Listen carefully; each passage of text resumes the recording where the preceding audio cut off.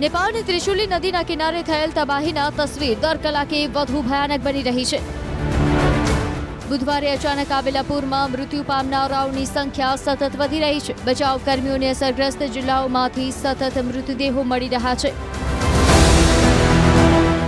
તિબેટમાંથી શરૂ થયેલા ભયાનક પૂરે મધ્ય નેપાળ સુધી ભારે તબાહી મચાવી। અનેક મહત્વપૂર્ણ બ્રિજ તણાઈ ગયા છે અને લગભગ 1 ડઝન હાઇડ્રો પાવર પ્રોજેક્ટ્સ ઠપ થઈ ગયા છે।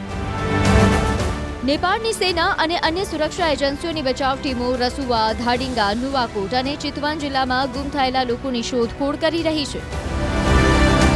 મૃત્યુ પામનારાઓની કુલ સંખ્યાનો ડેટા હજુ સુધી મળી શક્યો નથી, પરંતુ પ્રારંભિક અહેવાલોથી મોટા પ્રમાણમાં જાનમાલનું નુકસાન થયા હોવાની પુષ્ટિ થઈ છે। જો કે ચોક્કસ આંકડા હજુ જાણી શકાયા નથી, પરંતુ આજે સવારના અહેવાલોથી પુષ્ટિ થઈ છે કે અત્યાર સુધીમાં 165 મૃતદેહો મળી આવ્યા છે અને 1000થી વધુ લોકો ગુમ છે। મૃત્યુઆંકમાં નોંધપાત્ર વધારો થવાની આશંકા છે। પૂરનું પાણી એ તિબેટથી નીચે આવ્યું, જેના કારણે રસુવા, નુવાકોટ, ધાડિંગ અને ચિતવન જેવા વિસ્તારો પર ભારે અસર થઈ। અચાનક આવેલા પૂરના પાણી ભોટેકોશી અને ત્રિશુલી નદીઓમાં ફરી વળ્યા અને રસ્તામાં આવતી દરેક વસ્તુને સંપૂર્ણપણે તાણી ગયા। પૂરના કારણે તમામ પુલો અને મહત્વપૂર્ણ સ્થાનિક માળખા સંપૂર્ણપણે નષ્ટ થઈ ગયા।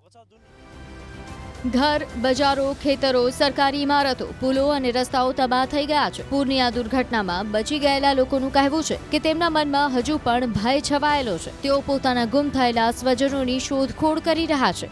મેં આજ પહેલા આવી ત્રાસદી ક્યારેય જોઈ નથી। અમે ખૂબ ડરી ગયા હતા અને પોતાનું ઘર છોડીને ઊંચાઈવાળા વિસ્તારોમાં જતા રહ્યા હતા। આટલું અચાનક મોટું પૂર પહેલા ક્યારેય આવ્યું ન હતું। જ્યારે નદીનું પાણી થોડું ઓછું થયું ત્યારે અમે ઘરે પાછા આવ્યા। આ ખૂબ જ ડરામણું હતું, ત્યાં સુધી કે મને લાગ્યું કે હું ક્યાંક બેભાન ન થઈ જાઉં। કેટલાક લોકોએ જણાવ્યું કે તેમને સ્થળ ખાલી કરવા માટે એલર્ટ તો મળ્યું, પરંતુ સુરક્ષિત સ્થળે પહોંચવા માટે તેમની પાસે સમય ખૂબ જ ઓછો હતો। हमारे यहाँ पर 9:35 में एक न्यूज़ आया था, ठीक है। उसमें आया था कि मतलब वहाँ पर बाढ़ वहाँ से निकल गया है, तो सब लोगों को यहाँ से वो जितना भी रिवर का एरिया है वहाँ से जाओ।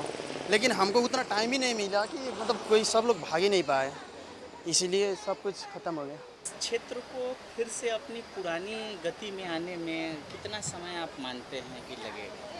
अब इसको तो कैसे अंदाज कर सकते हैं, ऐसे देख सकते हो कि कुछ बाकी नहीं है। तो मतलब यहाँ पर दो पुल था, मतलब यहाँ पर घर कुछ नहीं है, सब बहकर ये 2-4 घर ही रह गए, तो बहुत समय लगेगा इसको। पता नहीं सरकार क्या करेगी। અધિકારીઓ બચી ગયેલા લોકોને સુરક્ષિત સ્થળોએ ખસેડી રહ્યા છે। તેમનું કહેવું છે કે સ્થિતિ સામાન્ય થવામાં ઘણો સમય લાગશે। ई बाजार का पुनर्निर्माण में तो बहुत वो और काफ़ी टाइम तो लाएगा ही, लेकिन सरकार इसका यहाँ का पब्लिक को जो जिंदा जितना पब्लिक है उनको कोई दूसरे जगह में शिफ्ट करके वहाँ के नहीं राहत और उद्धार के लिए तो गवर्नमेंट कोई बाकी नहीं रहेगा कि सारी काम कर लेंगे बालन जी और हमारे पार्टी। और अभी तो कोई ये पार्टी वो पार्टी नहीं, हर पार्टी लग रखा है, क्योंकि कोई महाविपत्ति है, ये कोई सरकार की मात्र जिम्मेवारी नहीं है, ये सारी पब्लिक का आम जिंदा लोग का सारी का भी जिम्मेदारी है। સેંકડો લોકો હજુ પણ ગુમ છે, તેમાં ભારત ઉપરાંત અમેરિકા, કેનેડા, દક્ષિણ આફ્રિકા, ઇંગ્લેન્ડ અને ઇટાલી સહિત 30થી વધુ દેશોના નાગરિકો સામેલ છે।